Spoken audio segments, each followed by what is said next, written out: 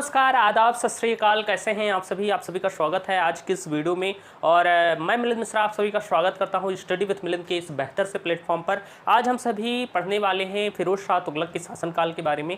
आज हमारा मध्यकालीन भारत इतिहास का एपिसोड नंबर 19 है। यहाँ पर थोड़ा चमक होगी, उसके लिए माफ़ी चाहता हूँ, आपको दिखाई नहीं दे रहा होगा। तो यहाँ पर लिखा हुआ है मध्यकालीन भारत का इतिहास एपिसोड नंबर 19 आज हमारा है। और पिछली वाली वीडियो में हमने मोहम्मद बिन तुगलक के बारे में बहुत ही अच्छे तरीके से पढ़ लिया था। और आज हम शुरुआत करते हैं फिरोज शाह तुगलक के बारे में। और थोड़ी चीज़ें रह गई थी मोहम्मद बिन तुगलक की, वो हम पहले बात कर लेते हैं। 1351 में मोहम्मद बिन तुगलक की मृत्यु हो जाती है। और जब मोहम्मद बिन तुगलक की मृत्यु हो जाती है तो एक इतिहासकार हैं बदायूनी, वो कहते हैं, लेखक भी हैं, प्रसिद्ध लेखक हैं बदायूनी, वो कहते हैं कि जनता को राजा से और राजा को जनता से मुक्ति मिल गई। किसकी मृत्यु पर? मोहम्मद बिन तुगलक की मृत्यु पर कहते हैं।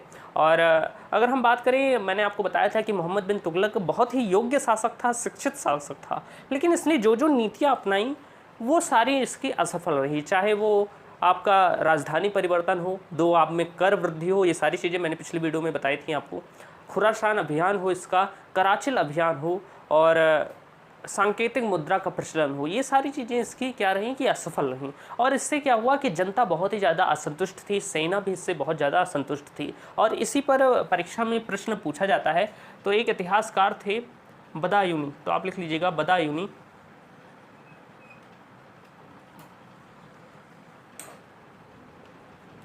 बदायूनी के अनुसार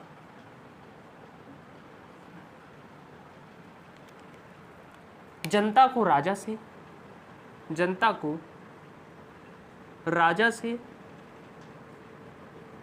तथा राजा को जनता से मुक्ति मिली, तथा राजा को जनता से मुक्ति मिली। जब मोहम्मद बिन तुगलक की मृत्यु होती है तो उसकी मृत्यु पर बदायूनी, जो एक इतिहासकार है, लेखक भी हैं, वो कहते हैं कि जनता को राजा से तथा राजा को जनता से मुक्ति मिली। क्योंकि कहा गया कि ये दोनों लोग आपस में ही उलझे हुए थे, राजा जनता से उबा हुआ था और जनता राजा से उबी हुई थी। तो जब मोहम्मद बिन तुगलक की मृत्यु हुई तो जनता को राजा से मुक्ति मिल गई और राजा को जनता से मुक्ति मिल गई, और इसकी मृत्यु हो गई। तो अब तुगलक वंश का शासक कौन बने, सुल्तान कौन बने, ये बात आई। तो इसी मोहम्मद बिन तुगलक का एक चचेरा भाई था जिसका नाम था फिरोज शाह तुगलक, वह बनेगा दिल्ली का सुल्तान। तो आप लिखेंगे 1351 में जो जो चीज़ें मैं लिखाते हुए चल रहा हूँ आप सभी लिखते हुए चलिएगा। 1351 में क्या होता है? तो 1351 में मोहम्मद बिन तुगलक का चचेरा भाई मोहम्मद बिन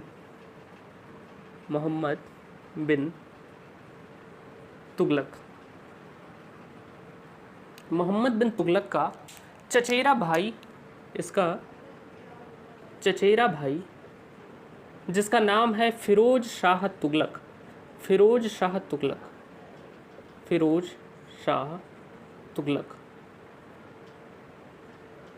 दिल्ली का सुल्तान बनता है। कहाँ का सुल्तान बनता है? तो ये दिल्ली सल्तनत का सुल्तान बनता है, दिल्ली का सुल्तान बना।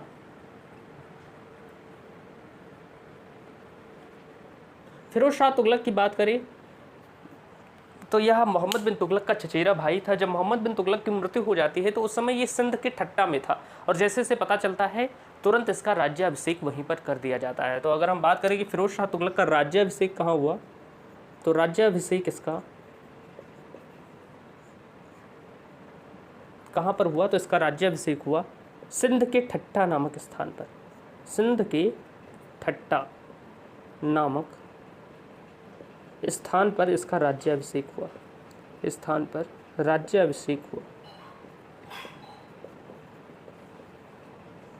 थोड़ा मुंह में छाले हैं तो बोलने में दिक्कत हो रही है, इसलिए मैं वीडियोस नहीं बना पा रहा था। पता नहीं क्या होता है कि गर्मी में मुझे छाले निकल आते हैं मुंह में, तो जिससे बोलने में बहुत ज़्यादा दिक्कत होने लगती है। तो इसलिए माफ़ी चाहूँगा। तो कभी कभी इन सब के कारणों से ही मैं वीडियो नहीं बना पाता हूँ, और कोशिश करता हूँ कि आप सभी के लिए वीडियोज़ बनाऊँ।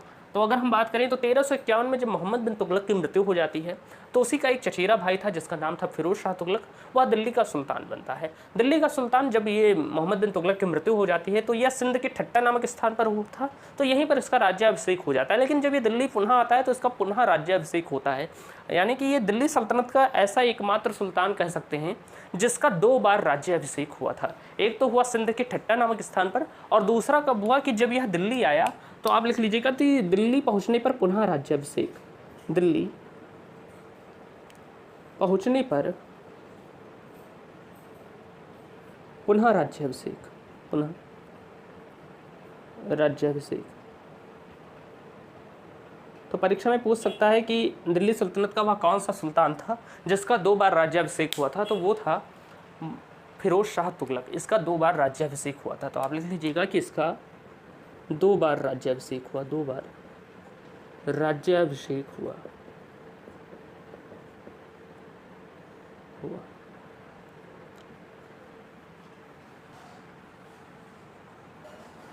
ये सारी चीज़ें आप लिखते हुए चलिएगा अच्छे तरीके से, सारी चीज़ें मैं आपको अच्छे से बता रहा हूँ। जो फिरोज शाह तुगलक था, इसकी माता एक सुनार थी। सुनार जो हिंदू में एक जाति होती है जो सोने बनाते हैं, आपने सुना होगा कि सोना जिनके यहाँ बिकता है या सोने के काम करते हैं उन्हें सुनार कहते हैं। तो फिरोज शाह तुगलक की माता सुनार थी। आप लिख लीजिएगा कि फिरोज शाह की माता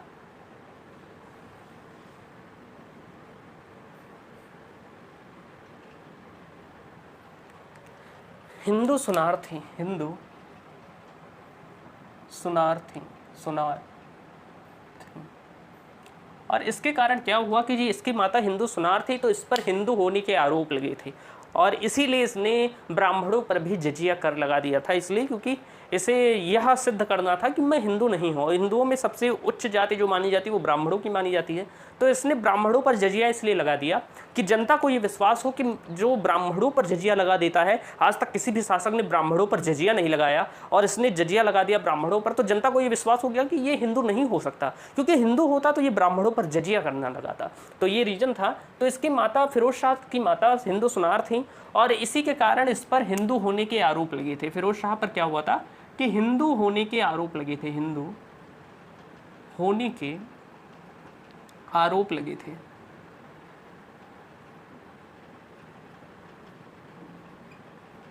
इसीलिए इसने क्या किया था कि ब्राह्मणों पर भी जजिया कर लगा दिया था, ब्राह्मणों पर भी जजिया लगाया, ब्राह्मणों पर जजिया कर लगाया। और ये बहुत ही इंपॉर्टेंट है, इसे आप स्टार्ट करके लिख लीजिएगा, क्योंकि परीक्षा में इससे प्रश्न पूछा जाता है कि वह कौन सा सुल्तान था जिसने ब्राह्मणों पर भी जजिया कर लगा दिया था। तो वो था फिरोज शाह तुगलक। फिरोज शाह तुगलक ने ब्राह्मणों पर भी जजिया कर लगा दिया था। इसके पहले के जितने सुल्तान थे उन्होंने ब्राह्मणों पर जजिया कर नहीं लगाया था। आपको मैं रिवाइज करने के लिए बता दूं कि पहली बार भारत में जजिया कर लगाने वाला कौन था। आपसे कभी भी पूछा जाए कि भारत में पहली बार किसने जजिया कर लगाया, तो वो था मोहम्मद बिन कासिम ने सबसे पहली बार भारत में क्या किया था, जजिया कर को लगाया था। और उसके बाद अगर हम बात करें तो ब्राह्मणों पर जजिया कर इसके द्वारा लगाया गया। अब इसके बाद अगर हम बात करें तो इसने क्या हुआ कि जब ये दिल्ली का शासक बना तो इतिहासकार ऐसा कहते हैं कि इसे कांटों से सजा हुआ ताज मिला था। फिरोज शाह तुगलक को कांटों से सजा हुआ ताज मिला था। आप लिख लीजिएगा कि इतिहासकार के अनुसार, इतिहासकारों के अनुसार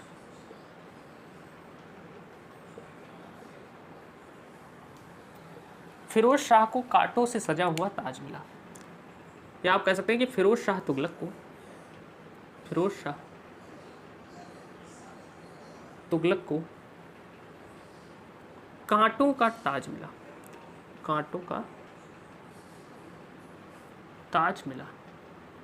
कांटों का ताज कहने का मतलब यह है कि मोहम्मद बिन तुगलक से सारी जनता बहुत ज़्यादा असंतुष्ट थी, सेना भी बहुत ज़्यादा असंतुष्ट थी और इसीलिए कहा गया कि जब फिरोज शाह तुगलक शासक बना तो हर लोग इससे नाराज़ ही थे, यानी कि जनता सुल्तान से एकदम नाराज़ थी। तभी मोहम्मद बिन तुगलक की मृत्यु हो जाती है। जब फिरोज शाह तुगलक शासक बनता है तो जनता इससे नाराज़, सैनिक इससे नाराज़, उलेमा वर्ग इससे नाराज़, अमीर वर्ग इससे नाराज़, सभी वर्ग इससे नाराज़ थे। उलेमा वर्ग क्यों नाराज़ था? क्योंकि मोहम्मद बिन तुगलक एक शिक्षित व्यक्ति था, सभी धर्मों को समान रूप से देखता था, इसलिए जो इस्लाम धर्म के लोग थे, धार्मिक लोग थे, वो हमेशा उससे नाराज़ रहते थे, क्योंकि वो इस्लाम ये नहीं करता था कि सिर्फ इस्लाम का है तो इस्लाम को ही वरीयता दे। वो सभी धर्मों को समान रूप से देखता था, क्योंकि वो एक शिक्षित था, बहुत ज़्यादा योग्य शासक कह सकते हैं उसे, योग्य तो बहुत ही था, बस उसका टाइमिंग गलत था। जब उसने कोई भी नई योजना बनाई तो उस समय उसके भाग्य ने साथ नहीं दिया, जबकि उसने जो भी योजनाएं बनाई थी वो सब अच्छा सोच कर ही बनाई थी। कोई वो मूर्ख शासक नहीं था, लेकिन वो सबको अच्छा मतलब सभी धर्मों को समान रूप से देखता था मोहम्मद बिन तुगलक। और इससे उलेमा वर्ग जो इस्लाम धर्म के धार्मिक गुरु थे वो बहुत ज़्यादा नाराज़ होते थे, क्योंकि उसने मोहम्मद बिन तुगलक ने ये भी किया था कि राजनीति तथा धर्म का हस्तक्षेप भी रोक दिया था। जिस तरह अलाउद्दीन खिलजी ने किया था कि राजनीति में धार्मिक लोग हस्तक्षेप नहीं करेंगे, ठीक उसी तरह इसने भी ऐसा ही किया था मोहम्मद बिन तुगलक ने। तो इससे क्या थी कि इन सभी चीज़ों से पता चलता है कि धार्मिक लोग बहुत ज़्यादा असंतुष्ट थे तुगलक वंश से, और उसी में बनता है फिरोज शाह तुगलक वहाँ का शासक। तो इससे कांटो भरा ताज मिला, क्योंकि हर लोग भैया नाराज ही हैं सुल्तान से, तो पहले तो ये काम करें कि सबको मना लें, तब हम आगे विस्तार करें। तो इसने पहले ये भी किया कि पहले इसने राज्य को सुसंगठित करने का प्रयास किया, और उसके बाद इसने कुछ अभियान किए। अब हम इसके अभियानों की बात करते हैं, तो आप लिखिएगा फिरोज शाह तुगलक के प्रमुख अभियान। फिरोज शाह तुगलक के प्रमुख अभियान, इसने कुछ प्रमुख अभियान किए थे, उसके बारे में हम पढ़ लेते हैं। इसके अभियान तो उतने महत्वपूर्ण नहीं है, लेकिन इनके अभियानों में जो प्रमुख प्रमुख घटनाएं हुई हैं वो ज़्यादा इंपॉर्टेंट है। पहला अभियान होता है 1353 में। 1353 में होता है कौन सा अभियान? तो 1353 में होता है बंगाल अभियान। बंगाल अभियान, यह अभियान 1353 में होता है, यानी कि 1351 में शासक बना। 1353 में हुआ पहला अभियान, बंगाल अभियान जिसे कहते हैं। किसके विरुद्ध हुआ था? तो उस समय बंगाल का शासक हुआ करता था शमसुद्दीन इलियास। बंगाल का शासक कौन हुआ करता था? तो बंगाल का शासक हुआ करता था शमसुद्दीन इलियास। शमसुद्दीन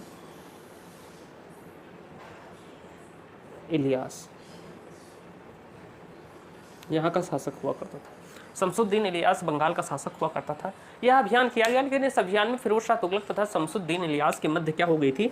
संधि हो गई थी। तो आप लिख लीजिएगा कि शमसुद्दीन इलियास तथा फिरोज शाह तुगलक के मध्य संधि हो गई थी। इतनी चीज़ें नोट कर लीजिए। तब तक मैं वीडियो चेक कर देता हूँ कि सारी चीज़ें सही चल रही हैं। अच्छे तरीके से मैं आपको सभी चीज़ें बताने का प्रयास कर रहा हूँ, नोट करिए फटाक से। चलिए हम बात करते हैं आगे की चीज़ों के बारे में। फटाफट आप नोट करा कीजिए, आपको मैं टाइम दे देता हूँ कि आप अच्छे से नोट कर लीजिए, या आप स्क्रीनशॉट ले लिया कीजिए। जब मैं कहूँ कि अगर आप बहुत दूर हैं नोट करने से, साथ में नोट कर नहीं चल रहे थे, तो आप स्क्रीनशॉट ले लिया कीजिए। मेरे कहने का मतलब ये होता है कि मैं हट जाता हूँ, तब तक आप स्क्रीनशॉट ले सकते हैं। बेहतर तरीके से समझते हुए चलेंगे हम सारी चीज़ें, और हर चीज़ मैं आपको अच्छे तरीके से बताऊँगा। कोई भी डाउट हुआ करे तो आप पूछ सकते हैं मुझसे, और कोई भी क्वेरी है तो आप कमेंट बॉक्स में प्रश्न पूछ सकते हैं, मैं ज़रूर उसका आंसर दूँगा। और बेहतर तरीके से हम सारी चीज़ें समझते हुए चल रहे हैं। आई होप आपको ये सीरीज में आनंद आ रहा होगा, मज़ा आ रहा होगा। अब हम बात करेंगे इसके बाद अगले अभियान की, जो कि होता है फिर से बंगाल पर ही। बंगाल पर फिर से अभियान किया जाता है। क्यों अभियान किया जाता है उसके बारे में हम जानने वाले हैं। 1353 में बंगाल में अभियान हुआ और संधि हो गई, ये सारी चीज़ें आपने जानी। फिर क्या होता है कि 1359 में आप देखिए कितना गैप है। 1351 में इसने क्या किया कि शासक बना, फिर 2 साल बाद पहला अभियान करता है, यानी कि काफ़ी समय लिया। और इसके बाद आप देखेंगे 1359 में, यानी कि लगभग 6 साल बाद फिर से एक अभियान में जाता है। वो भी इसका जाने का उद्देश्य नहीं था।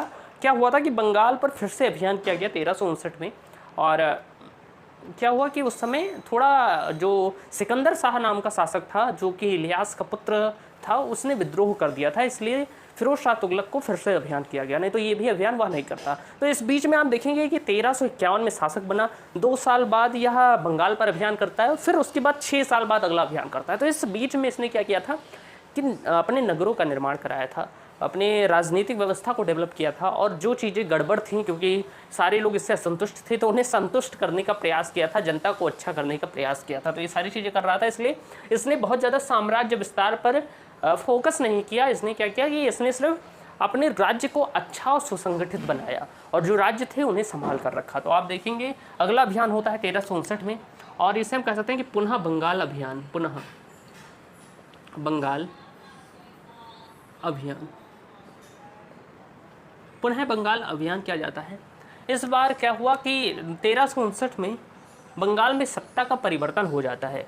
जो शमसुद्दीन इलियास था, मैंने आपको बताया था कि शमसुद्दीन इलियास से संधि हुई थी फिरोज शाह तुगलक की। तो ये जो शमसुद्दीन इलियास था, इसका पुत्र हुआ करता था सिकंदर शाह। सिकंदर शाह, और यह क्या बन गया? यह शासक बन गया बंगाल का। यह क्या बन गया? शासक बन गया। क्योंकि इलियास की मृत्यु हो गई, तो ये नया शासक बन गया बंगाल का। और इसने शासक बनते ही क्या किया कि संधि तोड़ दी। फिरोज शाह तुगलक तथा इलियास की संधि को तोड़ दिया। और जब संधि को तोड़ दिया तो इस बार क्या हुआ कि फिरोज शाह तुगलक को बहुत ज़्यादा गुस्सा आया और फिरोज शाह तुगलक ने आक्रमण कर दिया बंगाल पर। और जब आक्रमण किया तो एक तरफ था सिकंदर शाह और एक तरफ था फिरोज शाह तुगलक। फिरोज शाह तुगलक इन दोनों के मध्य युद्ध हुआ और इस युद्ध में फिरोज शाह तुगलक विजयी होता है, सिकंदर शाह पराजित होता है और बंगाल छोड़कर भाग गया। ये बंगाल छोड़कर भाग गया। यह बंगाल छोड़कर भाग जाता है और फिरोज शाह तुगलक इस युद्ध में विजयी हो जाता है। इस अभियान के बाद बंगाल पर तुगलक वंश का शासन हो जाता है, यानी कि बंगाल को तुगलक साम्राज्य में मिला लिया जाता है। तो आप लिख लीजिएगा कि बंगाल को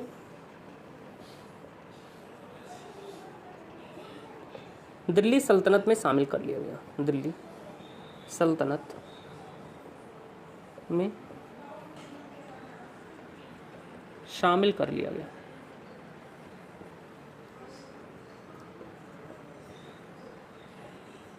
तो ये सारी चीज़ें थी बंगाल अभियान के बारे में, उतना महत्वपूर्ण नहीं है, लेकिन पढ़ा रहा हूँ तो एक भी चीज़ें मैं आपको छोड़ूंगा नहीं, सारी चीज़ें बताते हुए चलूँगा। इसके बाद आप देखेंगे 1360 में होगा जाजनगर उड़ीसा अभियान। लेकिन उसके पहले मैं आपको बताना चाहूँगा कि जब बंगाल से फिरोज शाह तुगलक वापस लौट रहा था तो रास्ते में इसने क्या किया कि एक जफराबाद नाम की जगह थी उत्तर प्रदेश में, वहाँ पर ये 3 से 4 महीने रुका। तो आप लिखिएगा कि बंगाल से वापस लौटते वक्त, बंगाल से वापस लौटते वक्त, बंगाल से वापस लौटते वक्त यूपी के जफराबाद में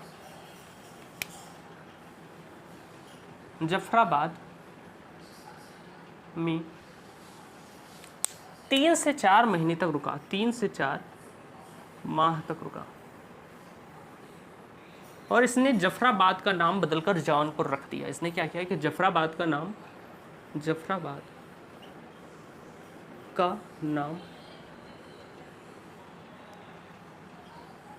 बदलकर जौनपुर रख दिया। जौनपुर रख दिया। फिरोज शाह तुगलक ने जफराबाद का नाम बदलकर जौनपुर रख दिया था। इसके बाद अगर हम बात करें तो जफराबाद से ही यह करता है एक और अभियान, यानी कि यहाँ पर 3-4 महीने रुका और इसी जफराबाद यानी कि जौनपुर से यह करता है एक और अभियान जिसे हमने कहा जाजनगर उड़ीसा अभियान। तो आप लिखेंगे कि इसके बाद 1360 में 1359 में ये हुआ, तो 1360 में होता है 1360 में होता है अगला अभियान और इस अभियान को हम कहते हैं जाजनगर अभियान। जाजनगर उड़ीसा अभियान। उड़ीसा अभियान जाजनगर आपका उड़ीसा में पड़ता है और ये अभियान किया जाता है फिरोज शाह तुगलक के द्वारा। जब मैं आपको मोहम्मद बिन तुगलक यानी कि गयासुद्दीन तुगलक पढ़ा रहा था तो उस समय गयासुद्दीन तुगलक का जो पुत्र था मोहम्मद बिन तुगलक, जिसे हम जौना खां भी कहते हैं, उसने भी ये अभियान किया था जाजनगर पर। और इस बार भी फिरोज शाह तुगलक के द्वारा जाजनगर उड़ीसा अभियान किया जाता है। अगर हम बात करें कि जाजनगर का शासक कौन था, तो यहाँ का शासक था गंग वंश का, यहाँ पर शासन था और यहाँ का शासक था भानुदेव तृतीय। भानुदेव तृतीय यहाँ पर शासन कर रहा था, जो कि था गंग वंश का शासन। आप लिख लीजिएगा गंग वंशीय शासक, गंग वंशीय शासक था यह। और यह अभियान इसके ही विरुद्ध किया जाता है जाजनगर उड़ीसा में। एक तरफ भानुदेव तृतीय और दूसरी तरफ फिरोज शाह तुगलक, फिरोज शाह तुगलक। और इस युद्ध में क्या होता है कि फिरोज शाह तुगलक विजयी हो जाता है और यह पराजित हो जाता है। तो आप लिख लीजिएगा कि फिरोज शाह तुगलक विजयी हो गया। और जब फिरोज शाह तुगलक इस अभियान में विजयी हो जाता है, इसके साथ उड़ीसा में गंग वंश का अंत हो जाता है। तो आप लिख लीजिएगा कि इसी युद्ध के बाद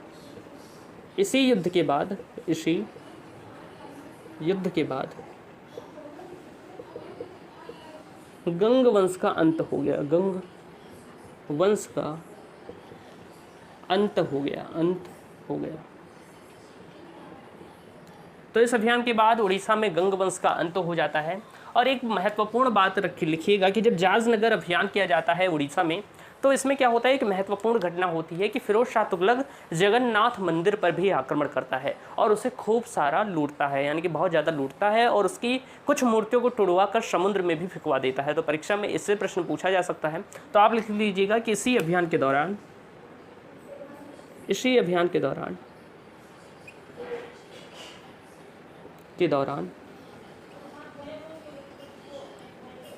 फिरोज शाह तुगलक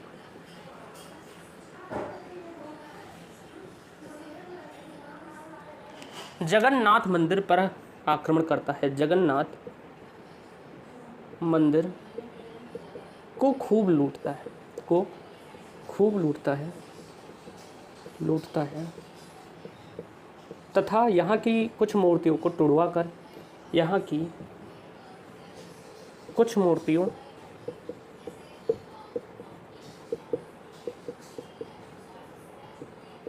कर समुद्र में फिकवा देता है। समुद्र में फिकवा देता है।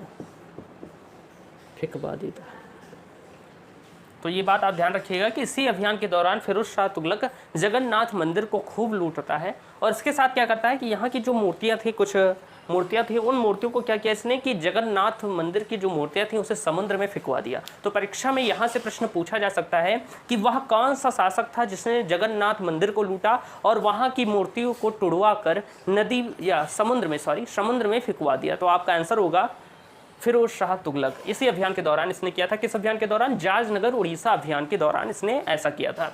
इसके साथ अगर हम बात करें तो एक बात आप और लिख लीजिएगा।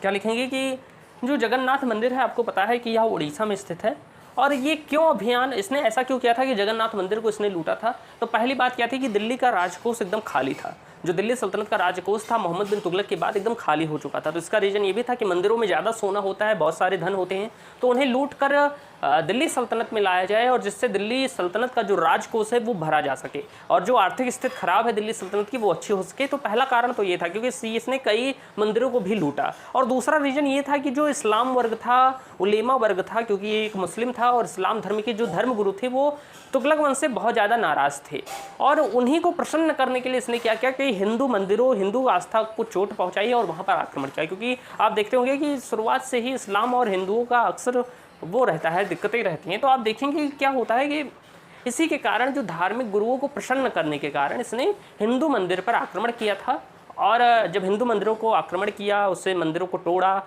और वहाँ से धन प्राप्त किया, तो इससे जो धार्मिक गुरु थे इस्लाम धर्म के वो प्रसन्न हुए इससे। तो ये भी एक बड़ा रीज़न माना जाता है। तो आई होप आप इतनी चीज़ें समझ गए होंगे, नोट कर लीजिए फटाक से। चलिए हम आगे की चीज़ों के बारे में बात करते हैं। फटाफट आप नोट करते हुए चलिए सारी चीज़ें।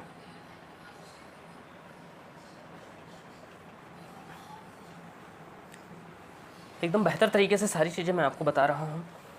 आई होप आपको सारी चीज़ें समझ में आ रही हैं।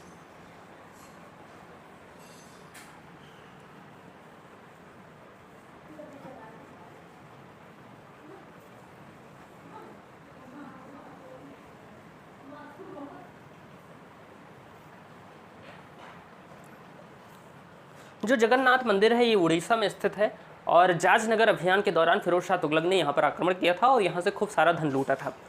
हिंदू धर्म में अगर हम बात करें तो 4 धाम आपने सुना होगा, उनके नाम लिख लीजिए कि परीक्षा में कभी भी प्रश्न पूछा जाए तो आप बता सकें। हिंदू धर्म के 4 धाम या 4 तीर्थ स्थल जो है, 4 तीर्थ धाम है हिंदू धर्म के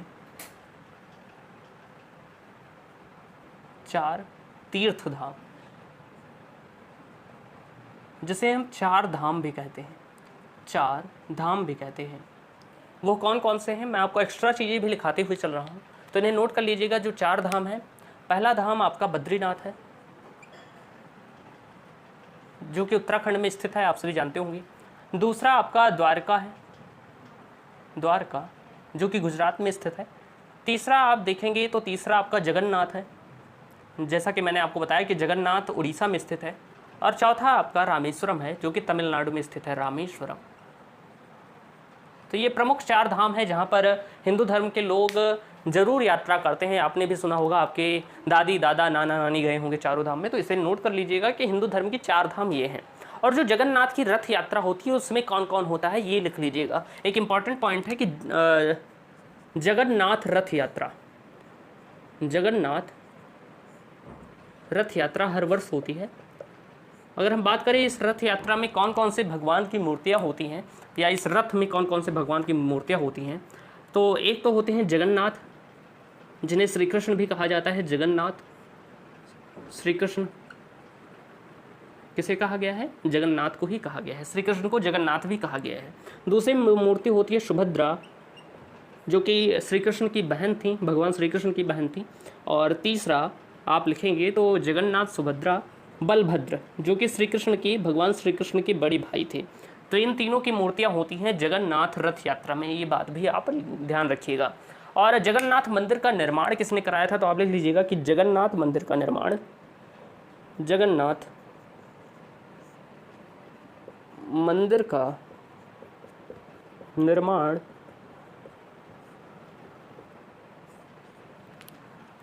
अनंत वर्मन चोडगंग, अनंत